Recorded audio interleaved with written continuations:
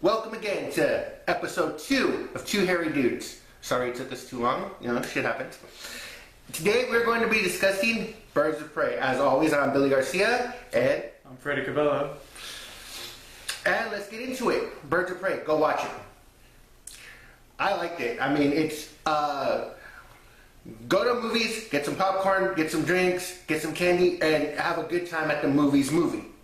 I thought it was just everything about it. I liked it. Well, I mean, Besides one thing, right? Well, there's a couple of things that we'll get into, but I mean, Harley Quinn's a great character. Margot Robbie, yeah. is great for Harley Quinn. And, I mean, the other characters, they were basically like the sides, and Margot Robbie was like, Mm-hmm. Sorry, just suggesting. she was the main course, but it was a good, make you feel good movie. It's not it's not intense. It's not like something that's gonna be like, oh my god, this is the greatest movie ever made. But it was a fun movie. It was a happy movie. It was a girl power movie, and we probably need that nowadays. Oh, there is one intense moment. What was it? Oh. The moment in the that was club, but that was stupid. Like I don't even know why that was in the movie. That was a very uncomfortable moment in the movie, and it made no sense. Especially if Black Mask was supposed to be playing homosexual. I don't understand why that was in the movie. Like that part in the movie didn't make no sense. But because I thought he was, the way they said it when they were making the film was he was fully gay. But in that moment, I was like, well, is he, like, into this kind of thing? Like, does he like to play for both teams? I don't know. That moment was kind of almost as, like, uncomfortable as the entire movie of Joker. It's like, okay, one it was scene. like a 5-minute uncomfortable moment in the movie. All in all, the movie's a good movie. I recommend people should go watch it. But then it comes down to aside from the whole movie as a whole. There's that one scene where Black Mask forces that girl to take her clothes off. For some like never explained. Yeah, He just and it's uncomfortable. And she wasn't hot. She doesn't even get completely naked, so what was the point? Okay, but in my opinion, the Black Mask character sucked. And you want to see Black Mask? Watch the animated Red Hood movie. Yeah. That's a great Black Mask. The one in this one was mediocre at best. Yeah, he was, and I kind of feel like they wasted Ewan McGregor on that because Black Mask was so just not good. I expected more from Black, especially in the movie. They even kind of try to build him up as, oh, he's this badass guy, but it never really peaks to what they build it up to. You never see him as badass. You never. I know, you see him put on the mask once, and he takes it off halfway through the scene that he's supposed to be being badass, and it's like, oh, well, why even put the mask on in the first place if you're gonna take it off? And I think that came down to the money thing and how much the actor needed to show his face. And I think that's one of the sucky things about making movies and having characters that have to wear masks, that if you cast a really famous actor, they're going to want to show their face more than they're going to want to keep on the persona.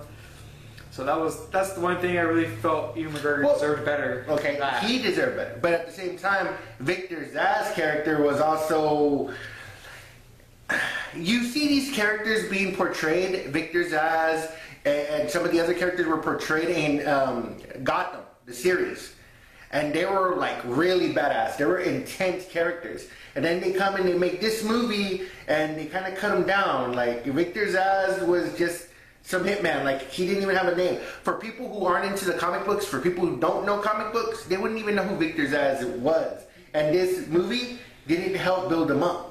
Yeah, I'm gonna be honest. I didn't know who Victor Zsasz was. No? No, I didn't. And the way you said he was in Gotham and how cool he was in Gotham makes me want to watch Gotham to see what I missed. What they missed out on. In Gotham, he was an amazing character.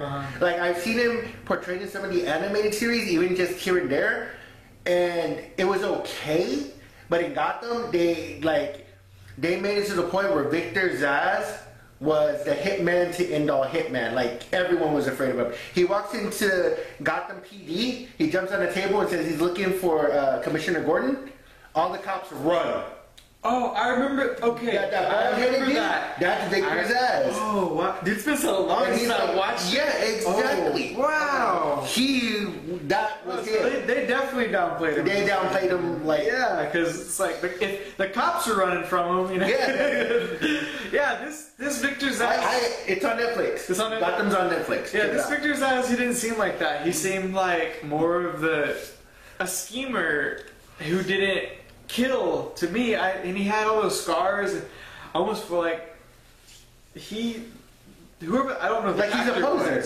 Yeah, he just did that to look cool. Okay, but I ask you a question. You think that they downplayed Victor Zsasz and they downplayed the Black Mask in this movie because they were fighting girls? Yeah. They made them not as tough as they're supposed to be, and not as outrageous as they're supposed to be because they were fighting women. And I'm not saying that, like, you know, my thing, but I'm saying I think that's why they did it. That's the thing that happens in Hollywood. That happened in 2016's Ghostbusters.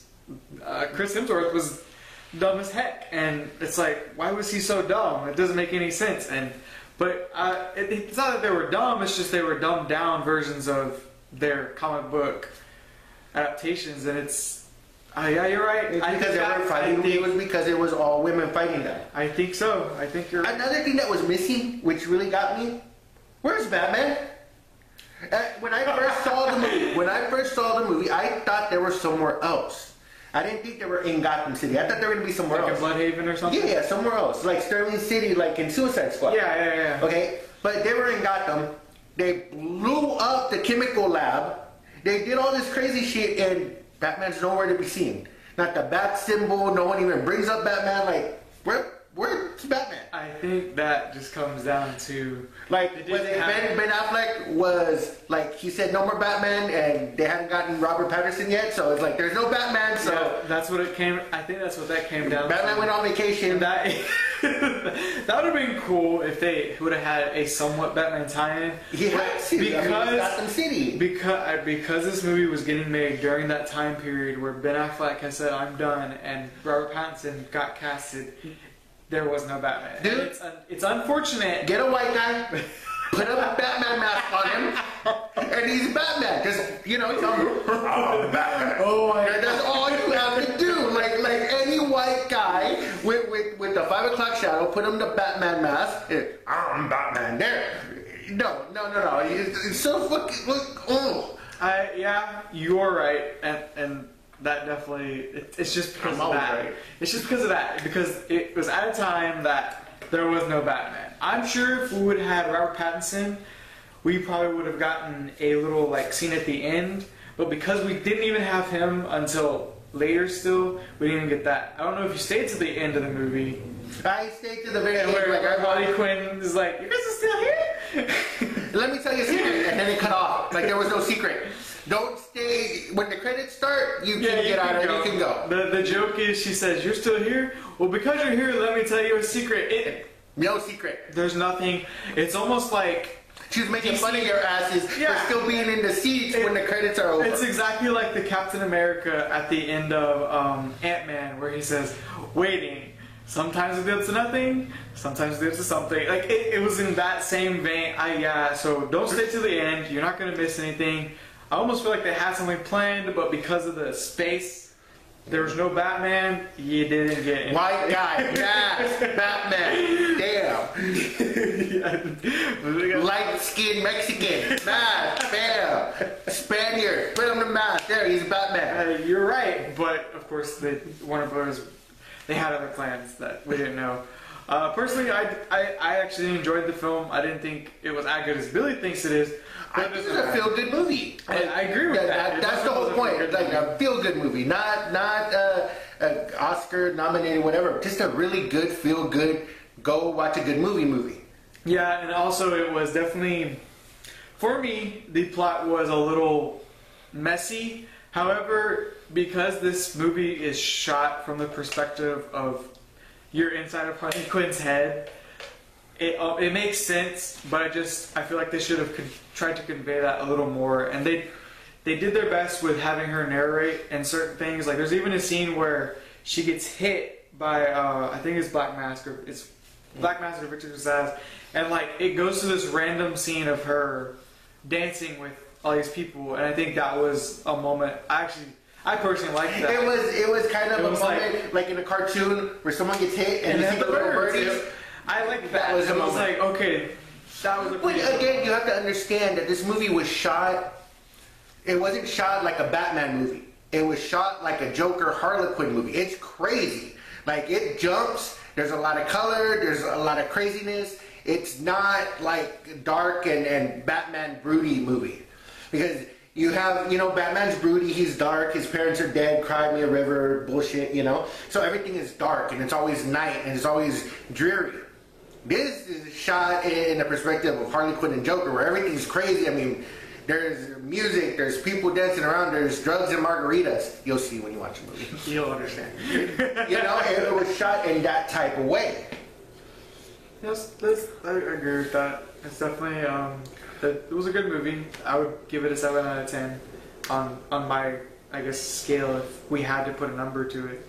Which personally, I don't always like doing that. I just say, I like the film, I don't like the film. He put the number. I put the number on it. 7.58. See. Depending, I think girls are going to like the movie a lot more than guys. Because it's a lot of really, girl power, out there, outspoken movie. And I think a lot of fans of the movies are going to like the movies more than the comic book fans. Yeah. Because comic book fans are going to find holes and they're going to be nitpicking, they're going to be all nerdy shit about it. Yeah, the people who love animals are going to hate that they almost killed off Bruce.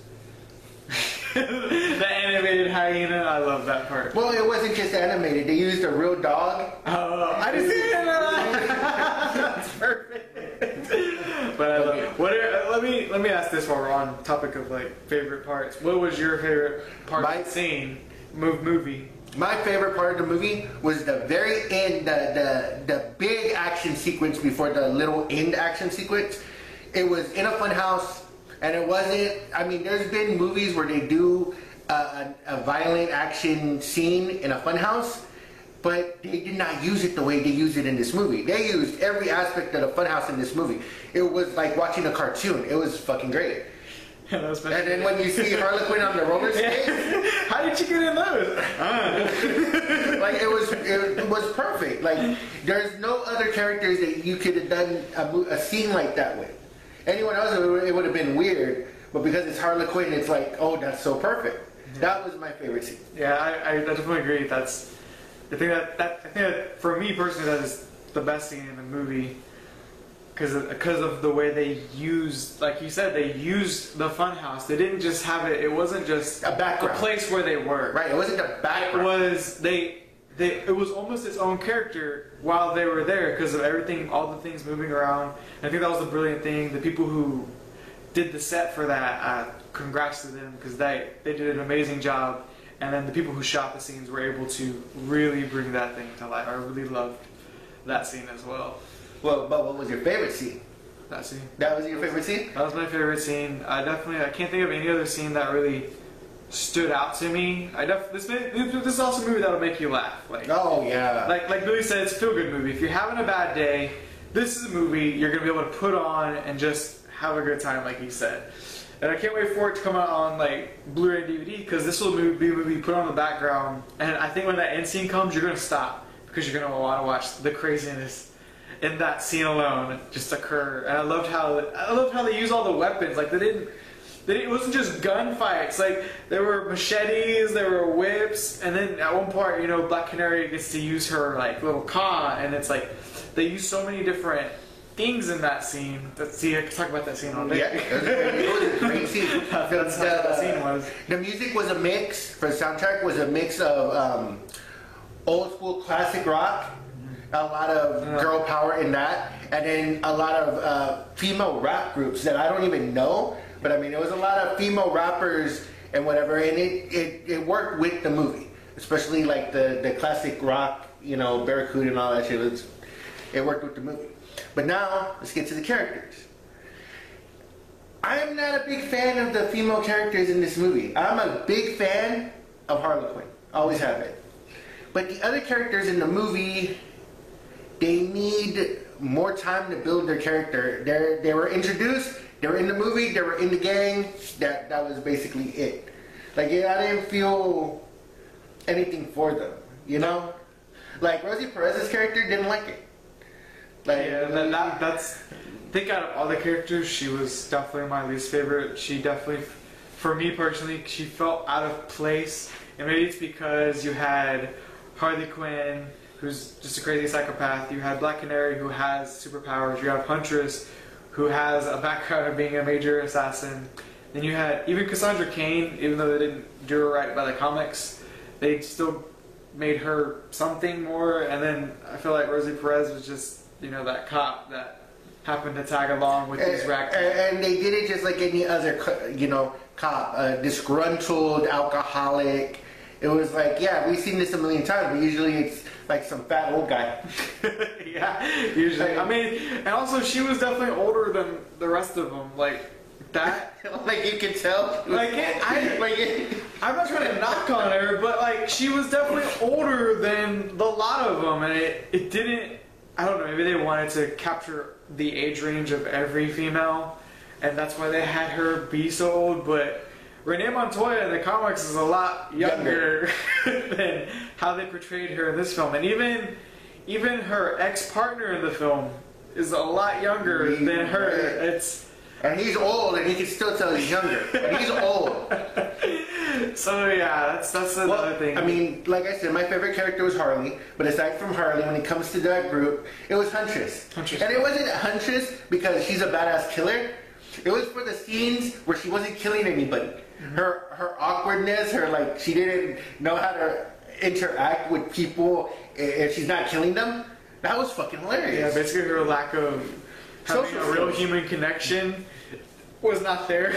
And it made it perfect. It made it funny. Like I definitely think if they do a Birds of Prey movie, they should definitely go into her backstory and Black Canary's backstory more, because I think those two will be the standouts. Of course, if they do a Birds of Prey, again, they're going to introduce Batgirl. Well, right now they're discussing doing a Black Canary movie with just that character and that actress. So I think my girlfriend would like that more than myself, but I think it would still be a good addition to the DC movie universe. Batgirl or Batwoman? Batgirl. Batwoman has a show. Yeah, but I mean, we're not talking about the show. Let's talk about movies. They would do Batgirl. They've been talking about Batgirl forever. They had a Batgirl movie slated, and of course, it didn't come through like most of the movies they slated. Well, yeah, but I'm worried that with all the people talking, this movie made money. I mean, it's still in theaters. You can still go watch it.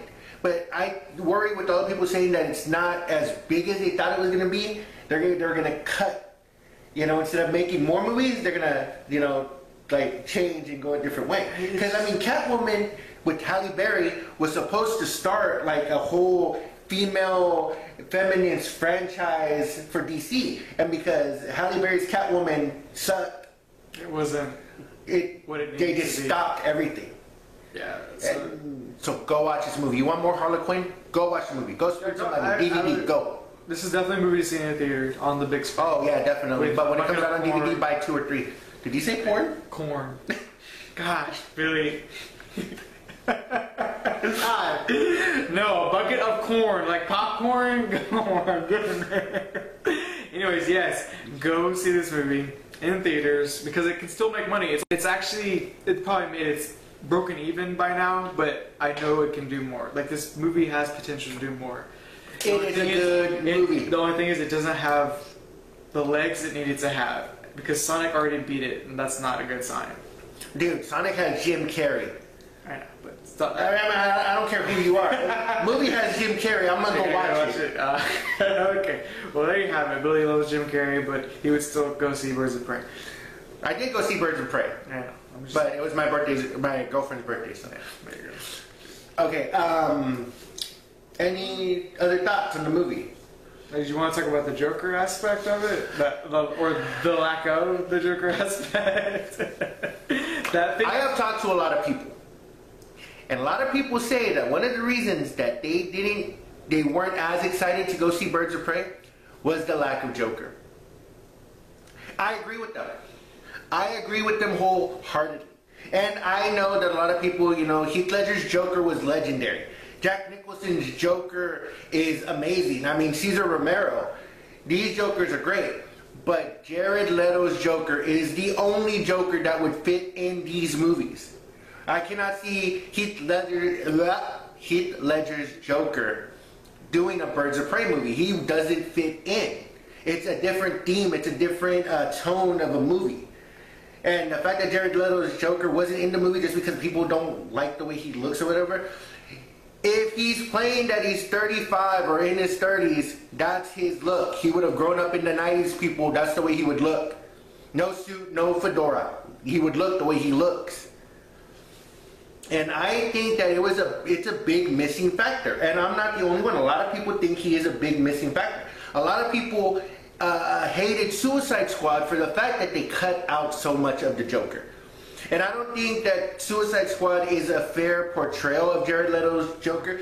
He's in the movie for less than 10 minutes. Even less than Heath Ledger. And it's really, it shows and it sucks because they didn't give him a chance. I know, no one gave him a chance. All because of 10 minutes of screen time that, wasn't even the best of what Jared Leto probably could have done. Like, I feel like if they would have given, the main thing for that movie is they should have made Jared Leto the villain in the first place. It shouldn't have been the Suicide Squad versus an entity. It should have been Suicide Squad trying to get Joker. Yeah, like the entity thing, didn't get it. It definitely, I think that was the biggest flaw with that film.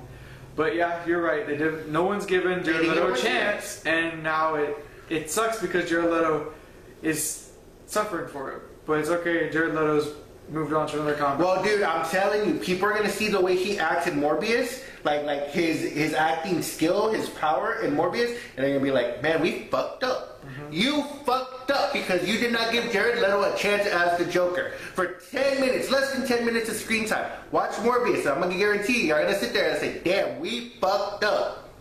Well, they're probably not gonna bring Jared Leto back. It's kind of a sad thing, but bring someone in who can take the 7 minutes of what Jared Leto did, let him build off of that. I'm sorry, and if you haven't seen the movie, you wouldn't understand. But you cannot study Jack Nicholson's Joker, Cesar Romero's Joker, you can't study Heath Ledger's Joker and be in Birds of Prey. It will not work. It is a different tone completely from those other movies. Joaquin Phoenix's Joker is amazing, and he can't be in these movies. It's a completely different movie. You have to get someone young, someone new, and get them to watch all the cutscenes and everything that Jared Leto did and help him build off of that. Because trying to be like the other Jokers is not going to work in these films. It's not. Period. Okay, but I do have to ask, who do you think could pull off a Jared Leto Joker? Off of the top of my head, Ashton Kutcher. Ashton Kutcher? Okay. Can you tell me why Ashton Kutcher? I think he's a lot more talented than people give him credit for. I've seen a couple of, I'm addicted to that 70s show. I've seen a couple of dream sequences and fantasy sequences in that 70s show where he played a criminal or where he was just sitting there like going crazy laughing. And I think he can use what he's got and he can build off of Jared Leto and do something with it. But that's just off the top of my head. I personally, I don't know. Like, Ashton Kutcher sounds good. I don't know who else could do it besides Jared Leto. Dude, if it was up to me, I would tell, let's make a petition, bring Jared Leto back, give him a chance. I would stick with Jared Leto if it was me. Yeah. But I mean, shit, everyone's telling you suck, you're like, okay, bye. That's the unfortunate thing. A lot of people, didn't like it, and he got such a negative reception. But I almost wouldn't want him to come back because I don't want to put his psyche through being treated like crap by people who don't understand. Yeah, that's what I'm saying. People that were talking shit don't even really get anything that's going on here. There's people that I've heard say, "Oh, I was there since Harley Quinn came out," and they're talking about this and that. It's like, wait a second, wrong. Harley Quinn came out in 1993. People, like, people are talking shit about things they don't even know. You want to get good characters. You want characters to build upon what they've already built upon. Talk to the nerds. Talk to the people who read the comic books for years, people who know the characters better than the people who write the characters, and people who actually care about the characters. Yep, I think that's number one for DC right now. People who care about the characters that they have. I think that's their number one problem at Warner Brothers. They don't have the people who truly care about Harley Quinn, whoever, Black Canary, all of them. They just have people who want to make money off these popular IPs. Not every movie you make is going to be $1 billion movie. It's that simple. You're sitting there thinking every movie you're going to make is going to gross $1 billion, and if it doesn't gross $1 billion, it's not a good movie. You're wrong. Wrong. What I think is get these people who have all of that love, the ones that are making DC's animated movies. I mean, Arkham Asylum, Assault on Arkham, The Suicide Squad, Under the Red Hood. Those are great animated films because people really cared about what they were doing in those movies, the writing, the art, everything. Get those people to help y'all make these live-action DC movies. People who care, people who have their heart invested, not their wallet. Or even adapt those films and bring those same people on to help adapt them. Especially for The Flash, because right now they don't know how to get The Flash right for some reason. I think you could literally look at Flashpoint and there you go. You have a popular comic book that was adapted to a really great movie that you could take that animated, just put it on to live action. But you see that they have DC has a knack for doing that. They will take Smallville.